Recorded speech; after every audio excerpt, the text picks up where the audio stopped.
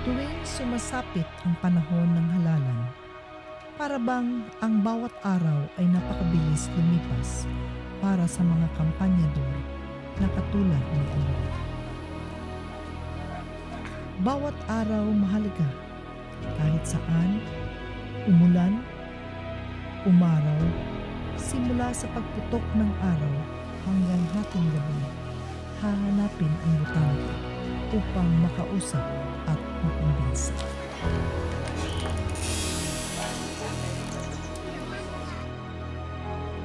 Ako si Abundio Hamero, ang edad 50 anyos, nagpuyo sa Pintatagan, Banay-Banay, Davao Oriental.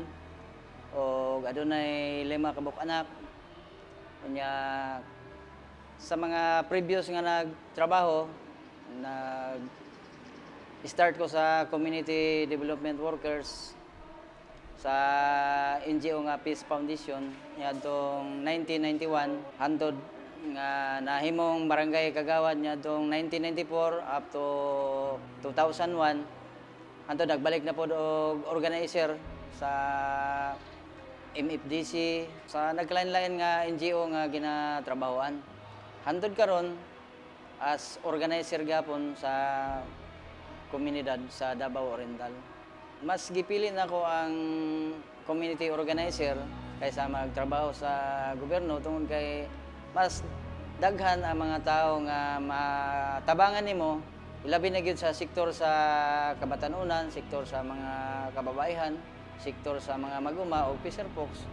Ilabi na gyud sa kaigsuonan nato nga lumad nga na nagpuyo sa kabukiran tungod kay nagkinahanglan sila og mga technical know-how kung unsaon ang ilahang mga katungod o katungdanan as sektor.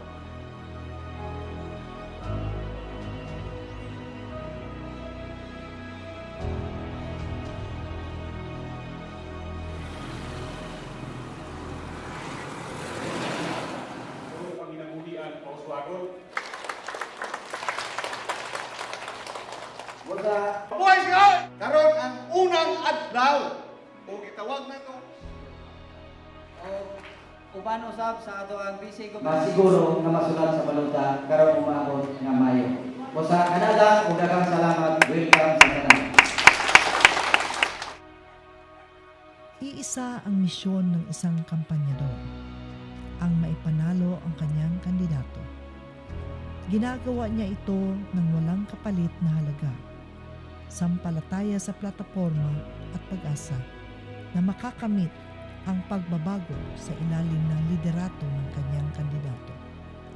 Ito lamang ang tangi niyang inaasa.